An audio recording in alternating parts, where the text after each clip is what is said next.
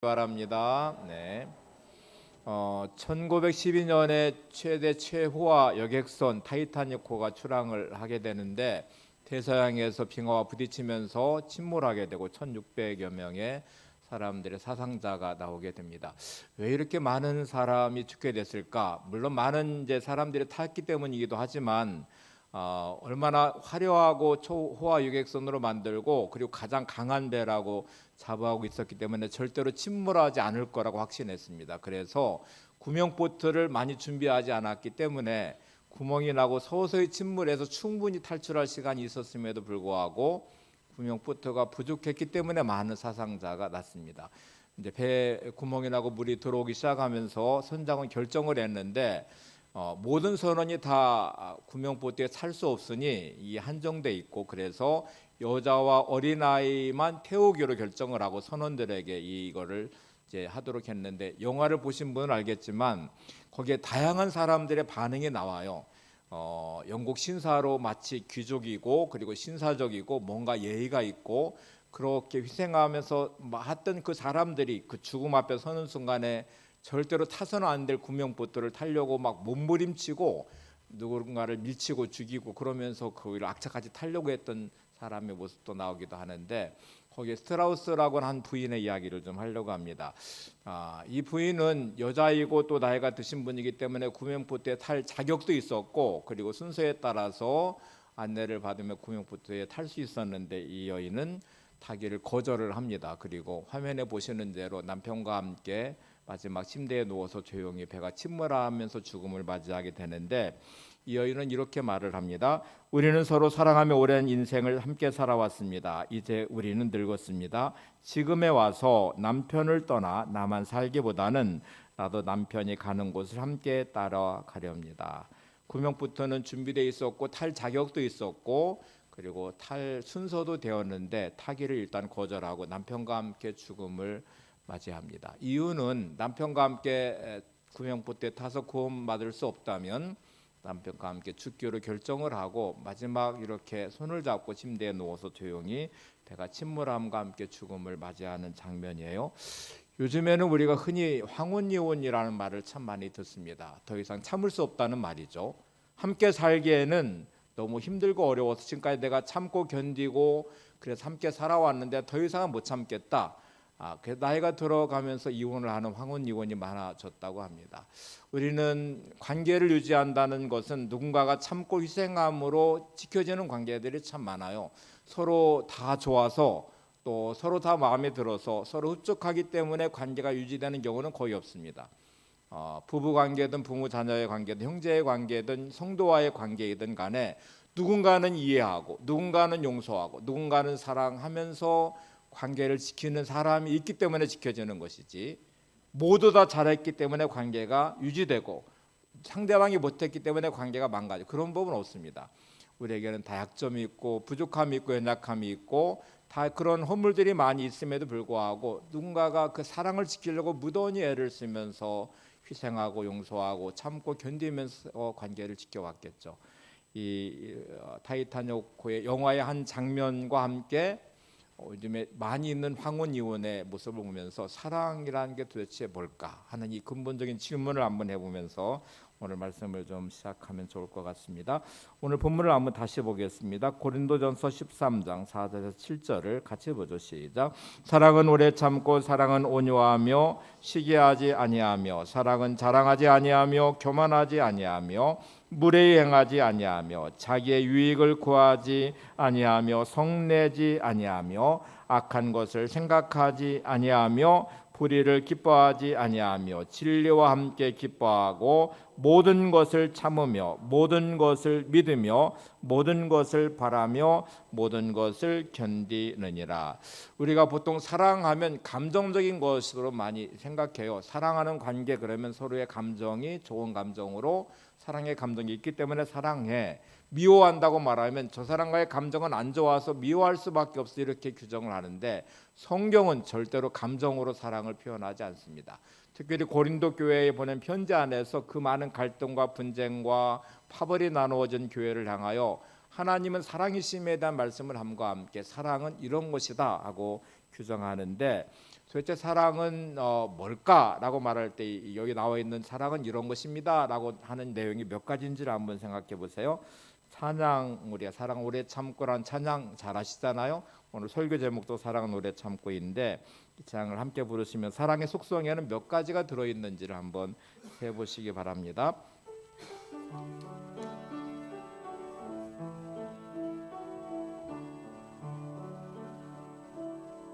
사랑은 언제나 오래 참고,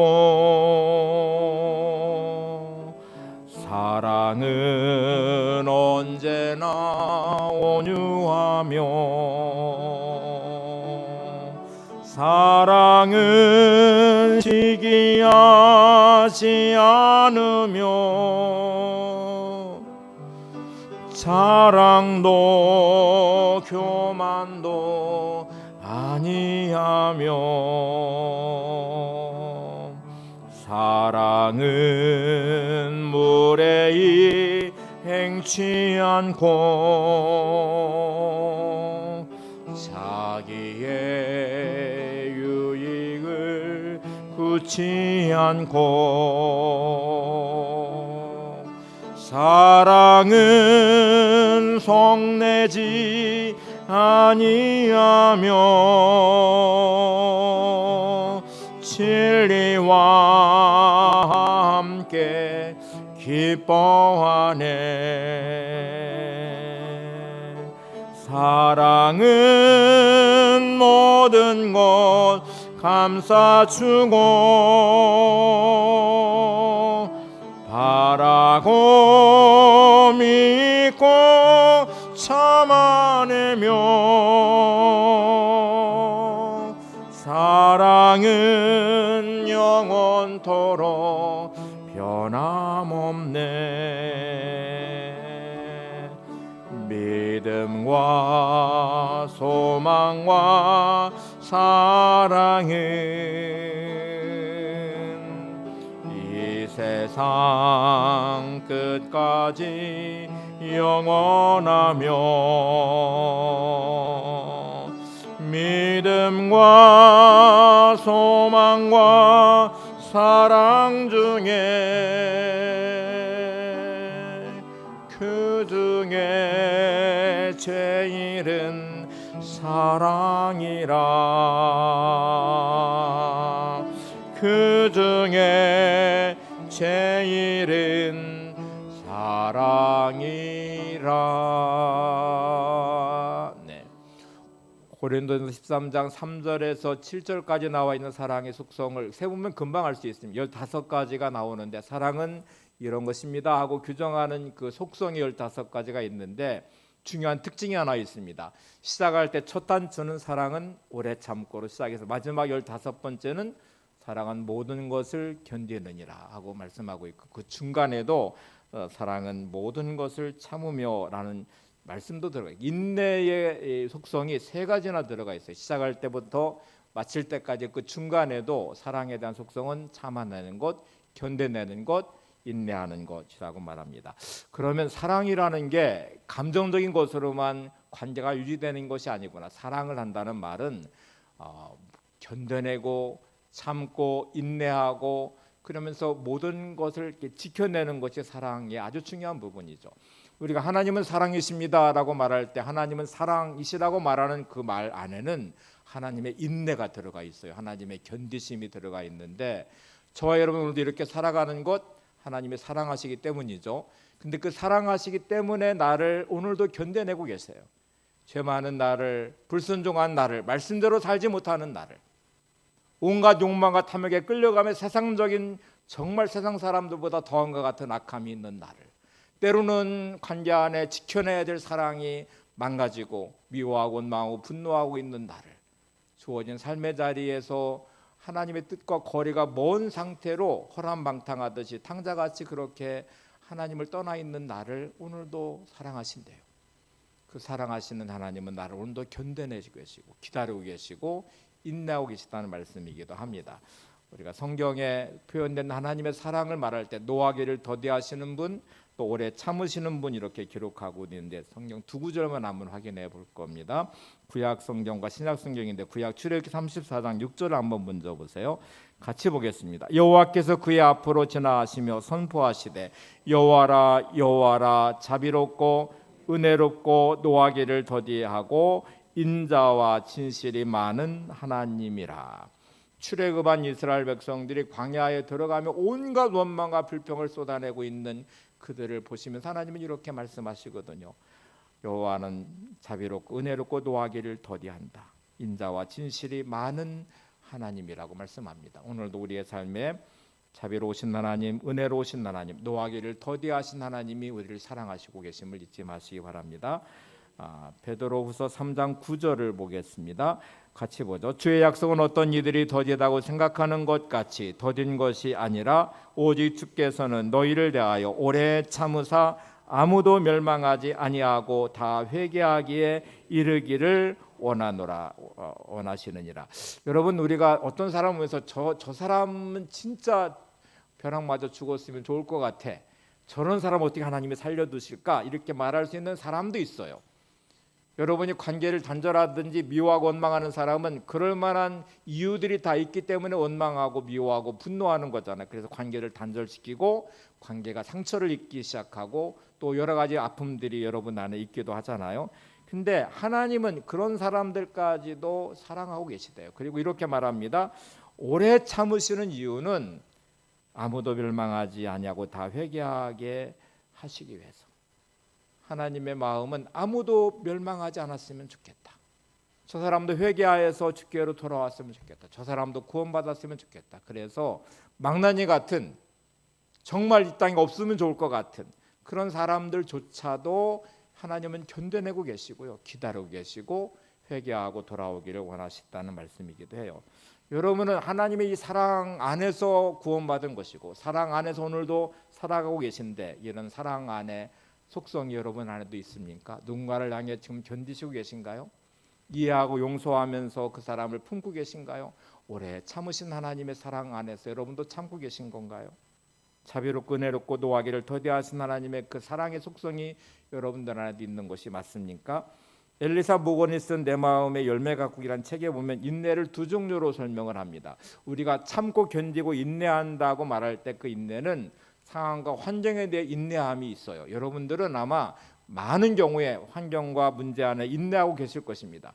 견디면서 오늘도 살아오셨을 거예요. 그리고 기대를 할 거예요. 이 문제가 끝나면 나는 좀 잘 살 수 있을 거야. 이 문제가 지나가면 나는 그래도 괜찮아질 거야. 지금은 너무너무 힘들고 어렵고 숨쉬기조차 어렵지만 지나고 나면 좀 괜찮아질 거야. 그러면서 인내를 하고 계실 거예요. 농사를 짓는 농부는 봄에 씨 뿌리고 가을에 추수할 때까지 수많은 시간의 인내가 필요한 거잖아요. 계속 애쓰고 쓰고 가꾸면서 그들의 인내는 뭐를 바라보고 있을까요? 가을의 추수를 바라볼 거예요.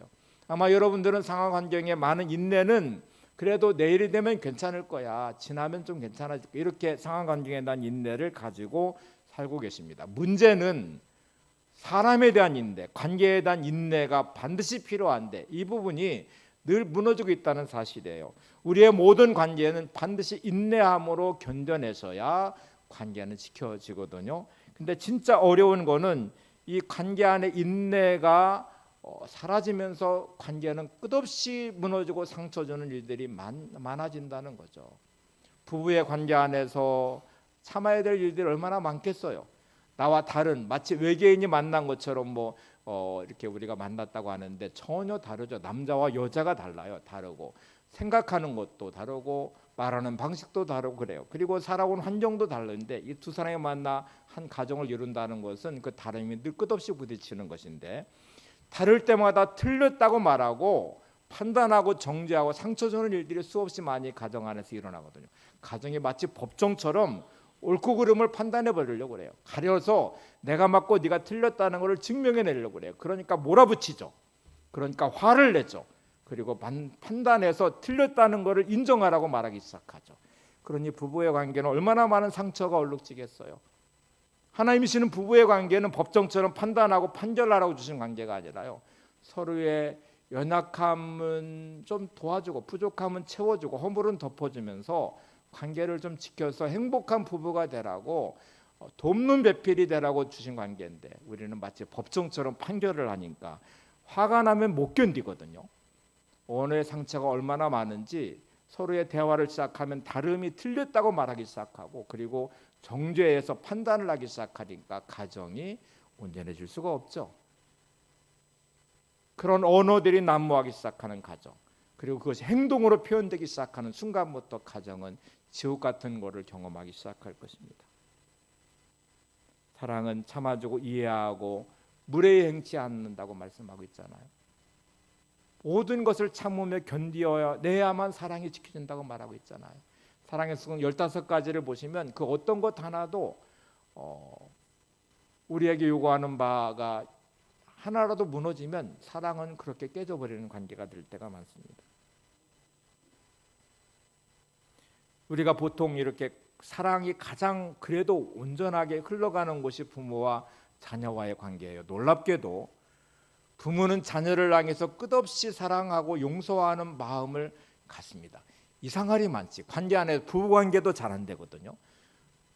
이웃과의 관계든 친구와의 관계든 뭐 이해관계든 할 것 없이 그냥 여지없이 조금만 내 마음만 상하면 분노하고 화를 내고 끝장내버리듯이 그렇게 하는데 생명이 태어나고 부모와 자녀와의 관계가 맺어지는 순간부터 자녀는 한없이 연약하고 한없이 무능하고 한없이 무지하고 그 모든 허물과 부족함과 연약함이 그냥 완벽하게 100% 있는 순간부터 시작해서 그 자녀가 성장하는 모든 과정 안에 부모는 놀랍게도 끝없이 사랑하기 시작하면서 용서합니다.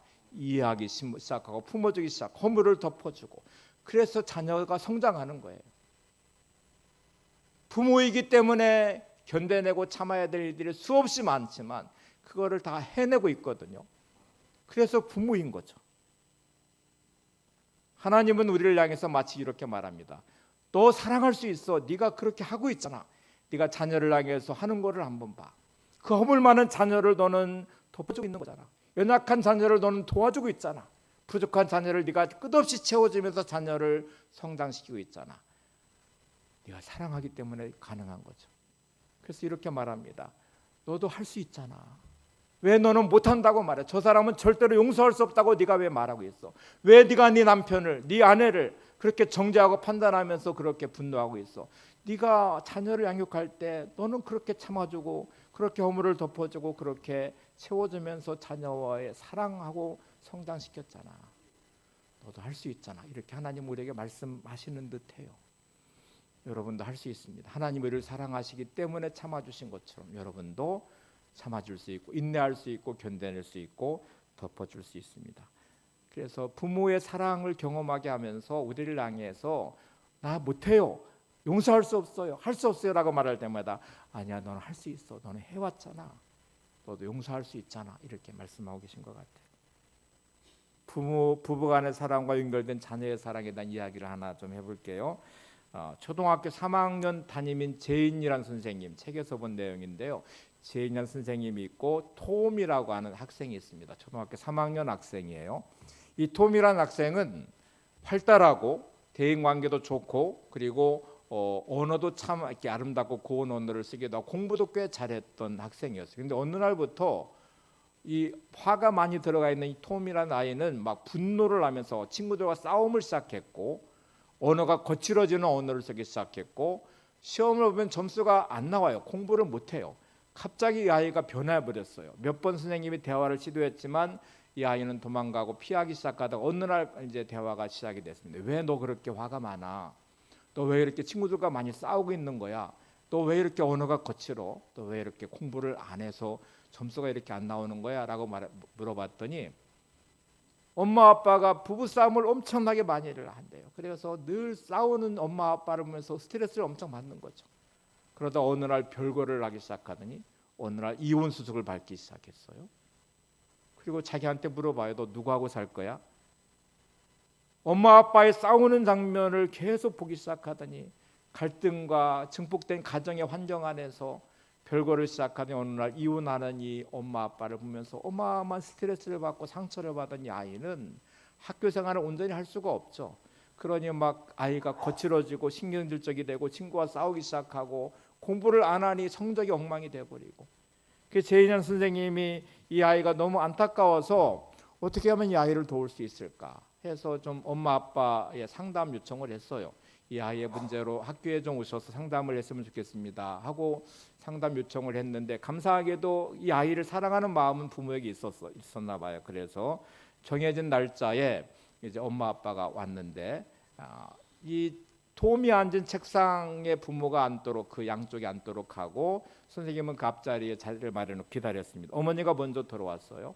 들어와서 도움이 앉은 자리에 앉아 있었습니다. 아버지가 뒤늦게 들어왔는데 그 어머니 아내를 보면서 아주 인상을 찌푸리면서 짜증스러운 모습으로 들어와서 털썩 이제 옆자리에 앉았습니다. 톰에 대한 이야기를 쭉 하면서 이 아이가 지금 이렇게 변해버렸습니다. 아주 착하고 좋은 아이고 대인관계도 잘 맺고 있어, 공부도 꽤 잘했는데 신경질적으로 변했고 화가 많아졌고 친구와 싸움과 다툼이 많아졌고 공부를 안 해서 시험을 봤는데 성적이 이렇게 나빠졌습니다 하고 말을 하면서 이제 부모님한테 이 아이를 좀 향한 그 마음이, 두 부부가 화해되기를 간절히 바라는 마음으로 상담을 시작했습니다. 그 다음은 제가 재인 선생님의 글을 그대로 한번 인용해 볼게요. 한번 화면을 보세요. 나는 그들의 별과가 토미에게 어떤 결과를 낳고 있는가를 깨닫게 해줄 적당한 말이 떠오르기를 마음속으로 기도했다. 하지만 아무리 해도 좋은 말이 생각나지 않았다. 그때 문득 토미의 지저분한 시험 답안지를 보여주면 어떨까 하는 생각이 들었다. 나는 토미의 책상 안에서 구겨진 영어 시험지를 한 장 꺼냈다. 시험지는 눈물로 얼룩져 있었다. 문제에 대한 답이 아니라 똑같은 문장을 끝없이 반복해서 휘갈겨 쓴 것이었다. 나는 아무 말 없이 그 시험지를 펴서 토미의 어머니에게 건넸다. 그녀는 한참 동안 그것을 들여다보더니 아무 말 없이 남편에게 주었다. 남편은 기분 나쁘다는 듯이 얼굴을 찡그렸다. 그러나 이내 그의 얼굴이 펴졌다. 그는 거의 영원이라고 느낄 만큼 오랫동안 그 휘갈겨 쓴 말들을 들여다보고만 있었다. 마침내 토미의 아버지는 시험지를 조심스럽게 접더니 그것을 자신의 호주머니에 넣었다. 그리고 아내의 손을 잡았다. 그녀는 흐르는 눈물을 닦으며 그에게 미소를 지었다. 나도 눈물이 글썽거렸지만 그것을 들키지 않으려고 애를 썼다. 토미의 아버지는 아내가 코트 입는 것을 도와주고 그녀와 함께 교실을 나갔다. 하나님이 그 가정이 다시 합쳐질 수 있는 적당한 방법을 나한테 가르쳐 주신 것이라고 나는 믿는다. 하나님은 나를 그 시험지로 인도하셨다. 그 시험지에는 어린 소년의 괴로운 마음에서 토로된 고뇌에 찬 문장이 끝없이 반복되어 적혀 있었다. 그 문장은 이런 것이었다. 엄마 아빠 사랑해요. 엄마 아빠 사랑해요. 이 아이가 엄마 아빠가 다투는 모습, 그리고 별거하는 모습, 이혼 수속 소송 중에 있는 모습을 보면서 너무너무 마음이 아프죠. 흐르는 눈물로 그 시험지에 답을 쓰지 않고 끝없이 휘갈겨 쓰듯이 엄마 아빠 사랑해요. 엄마 아빠 사랑해요. 이 한마디의 말이 두 부부를 회복시켰습니다.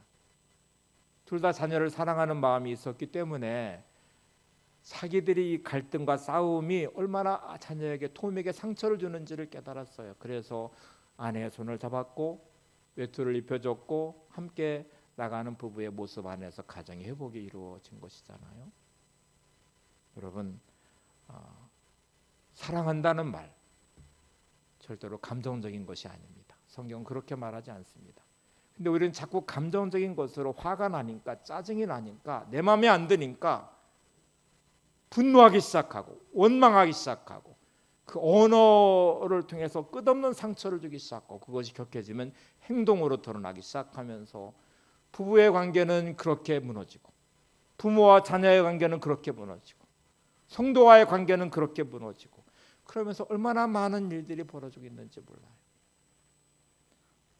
우리가 인내라는 관점으로 사랑을 말할 때 모든 것을 참고 견딘다고 고린도서 말씀하신 것처럼 인내하고 참고 견딘다는 말의 속성으로 받아들이면 사랑은 두 가지의 인내가 필요합니다. 첫 번째는 상대방에 대해서 기다려주는 인내가 반드시 필요하다. 사랑하기 때문에, 사랑해야 되기 때문에 참고 견뎌주고 견뎌내야 되는 시간이 필요하겠죠.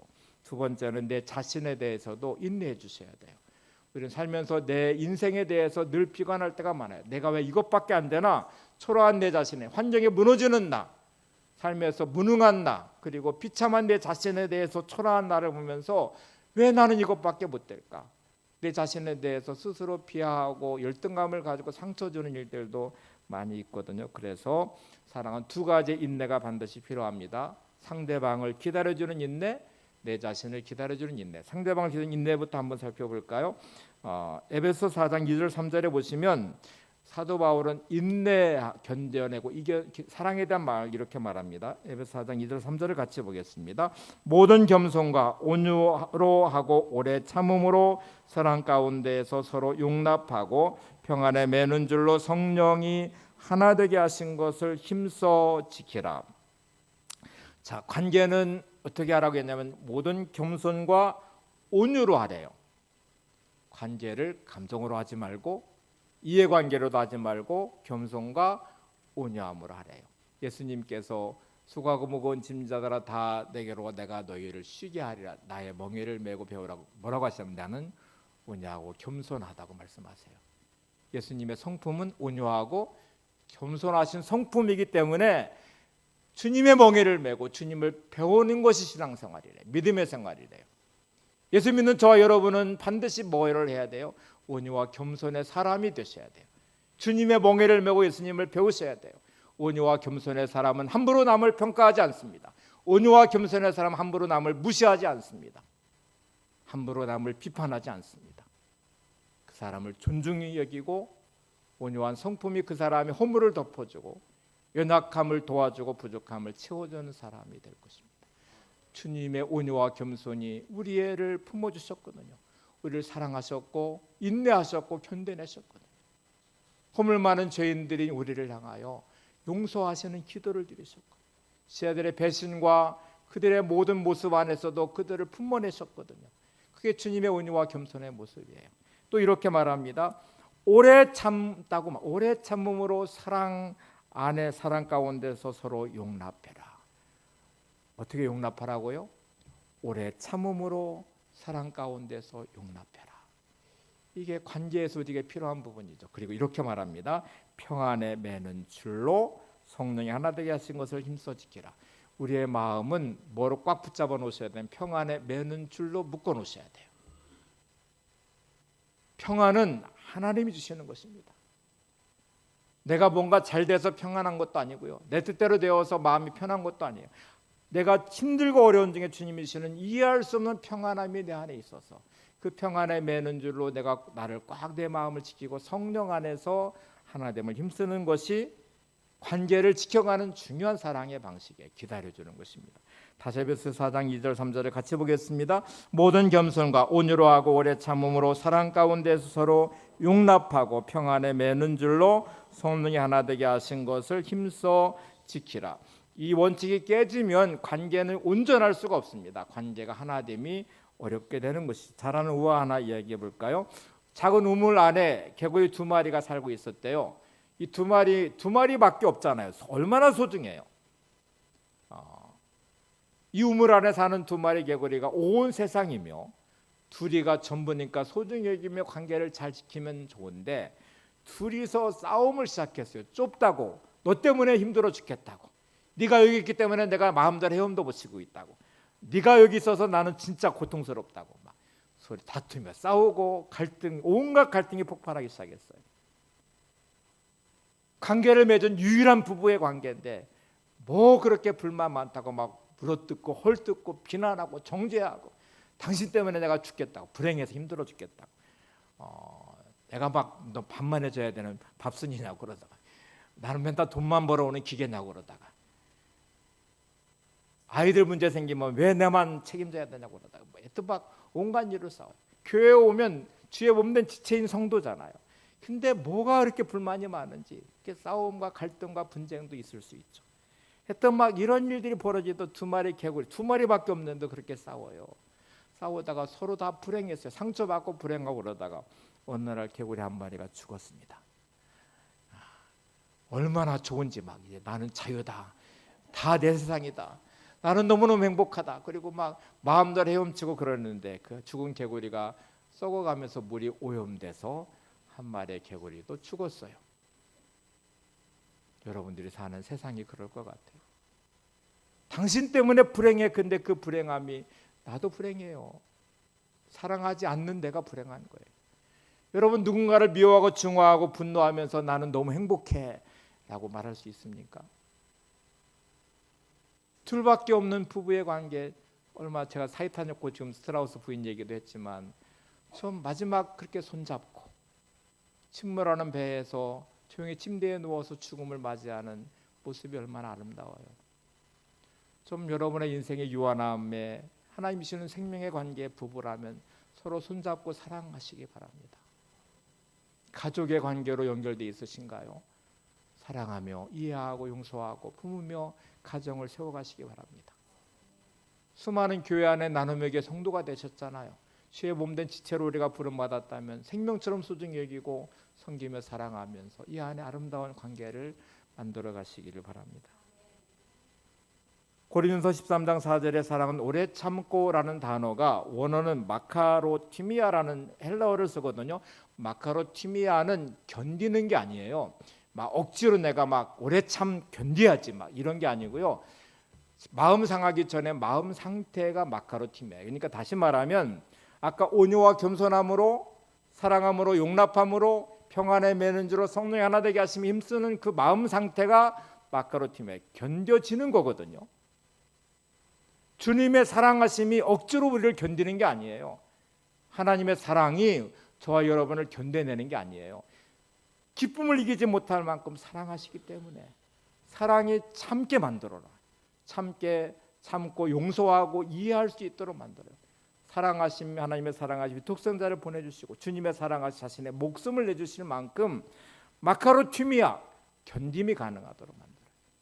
부모가 자녀를 사랑할 때 그 사랑은 자녀의 모든 것을 견디게 만들어요. 허물을 덮어주며 연약함을 도와주고 부족함을 채워주면서 그 자녀를 사랑하는 마음이 참고 견디게 만들어요.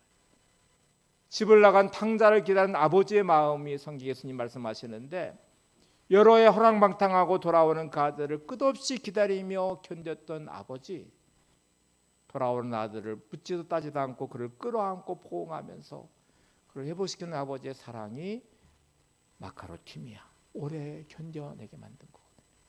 오늘 여러분의 오래 참음이 마카로티미아가 되시기를 바랍니다. 내가 억지로 견디고 있어요. 이렇게 말하지 마시고 주님이 사랑하심에 용서하는 마음이 나로 하여금 견뎌내게 만들 수 있는 마음을 가지시기를 바랍니다. 고린도 교회에게 편지를 쓴 게 고린도전서잖아요. 사도 바울이 왜 사랑에 대한 이 15가지 속성이 되는 사랑의 내용을 고린도 교회 편지를 썼을까? 고린도 교회가 문제가 많기 때문이었어요. 열정이 가득하고 은혜가 넘치고 은사가 많았어요. 근데 그 열정과 많은 은사가 서로 시기하고 질투하고 파벌을 나누기 시작했는데 개바파라고 말하고 뭐 아볼로파라고 말하고 나는 바울파라고도 말하고 나는 아니야 예수파야 이렇게 말하면서 막 자기들끼리 막 갈등과 싸움과 분쟁이 일어나기 시작했어요. 서로 열심을 내는데 시기하고 질투하기 시작했어요. 사역을 하면서 서로 상처를 주는 얘기들이 많아졌어요. 네가 잘났다, 내가 잘났다 그러더니 시기하고 질투하고 또 막 서로 파벌을 나눠 싸우더니 또 갈등이 증폭되기 시작해요. 내가 받은 은사가 더 좋은 은사라고 자기 자랑을 하더니 또는 막 서로 막 분쟁하고 갈등하고 그러더니 세상 법정으로도 흘러가기 시작하더니 성적 타락이 그 안에도 가득하고 온갖 것들이 교회 안에 난무하기 시작했어요. 성찬을 하면서도 주의 몸을 나누는 성찬하면서도 부자와 가난한 자로 나눠서 서로 이렇게 차별을 두기 시작하게 됩니다. 이게 온갖 것들이 고린도 교회에 일어났거든요. 요즘 교회를 들여다보면 아마 이런저런 일들로 아마 많은 일들이 그 안에 일어날 거예요. 몇몇만 모이면 그 안에서 뭐 서로 시기하는 일도 질투하는 일들도 사역을 하면 상처받았다고 말하는 일들도 누군가를 사랑하고 용서하면 함께 해야 될 자리가 누군가를 상처 주며 떠나보내기도 하고요. 아마 이런 일들이 얼마나 많이 일어나겠어요. 그러니 여러분 오늘 이 사랑의 모습을 보시면서 하나님의 사랑이 이런 것이었구나. 나도 주님의 사랑 오늘 이 자리에 서 있다면 여러분도 마카로티미아 오래 참음이 되는 사랑의 사람이 되시기를 바랍니다. 또 하나 중요한 게 이제 내 자신을 기다려주는 것인데, 참 우리는 내 자신한테 가장 많이 상처를 주는 사람이기도 해요. 가만히 한번 생각해 보세요. 누구보다 사랑해야 될 나를 자기 편애 말고요, 진정한 하나님 형상으로 창조된 모습으로서의 나를 존중하고 사랑하고 인정해주는 모습이 내 안에 있으면 얼마나 좋겠어요. 조금 연약해도 하나님이 너를 사랑하시잖아. 윤재야, 네가 너를 사랑해야 돼. 네가 너를 존중해야 돼. 그래야 누군가를 사랑할 수 있잖아. 너한테 상처 주지 말고 네가 너를 존중히 여기고 소중히 여겨야 너도 누군가를 사랑할 수 있는 사람이 되는 거야. 어려운 일 만날 때 낙심하지 마시고 연약한 나를 품어주고 사랑하는 하나님의 사랑 안에서 여러분 자신을 보시기 바랍니다. 그리고 여러분을 있는 모습 그대로 사랑하시기 바랍니다. 그리고 하나님, 연약함이 하나님의 능력과 연결될 수 있도록 기도하시고, 하나님 저를 도와주세요. 제가 이렇게 연약하고 부족해요. 그런 나를 사랑하신 하나님이 저를 사랑하시니까 오늘도 제가 숨 쉴 수 있어요. 그런 나를 사랑하신 하나님의 도움, 오늘도 제가 믿음으로 승리할 거예요. 이렇게 여러분 자신을 세워가셔야 됩니다. 박민교 작가가 쓴 죽은 왕녀를 위한 파반느라는 책이 있는데요, 인디안 얘기가 거기에 나와요. 인디안이 이렇게 말을 타고 막 가다가 가만히 있어서 기다리고 있대요. 그래서 같이 동행했던 사람이 너무 이상하잖아요. 막 말을 타고 가다가 갑자기 서서 가만히 뒤를 쳐다보고 기다리다가 또 말을 타고 가다가 서서 또 뒤를 쳐다보고 기다려. 이렇게 해서 왜 그러냐 그랬더니 내가 너무 빨리 달려가지고 영혼이 못 쫓아온 것 같아서 잠시 기다려주고 있는 거라고 하더래요. 그러니까 인디안들은 지혜를 갖는 거죠. 자신의 삶에서 영혼이 쫓아와야 되는데 못 쫓아올 것 같아서 기다리면서 자기 자신에게 여유를 주는 마음을 갖는 것이죠. 칼 융이란 심리학자는 인간의 마음 구조 중에 자아의 어두운 면이 있다고 말합니다.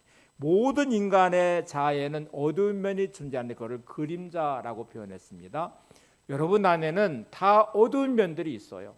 빛이 있다면 그림자처럼 열등감이 있고 상처가 있고 부족함도 있고 누구처럼 뛰어나지도 못하고 누구처럼 머리가 좋지도 못하고 누구처럼 능력 있는 것도 아니고 그런 내 자신이 부딪히는 한계 안에서 사랑할 수 없는 나, 인정할 수 없는 나, 그런 나 때문에 힘들어하고 스스로 상처를 주고 자기를 비난하고 비관하고 절망할 때가 많은데, 그런 여러분 자신을 하나님이 사랑하신다는 것을 잊지 마셔야 돼요. 그리고 그 사랑한 여러분을 하나님의 마음으로 사랑하셔야 돼요.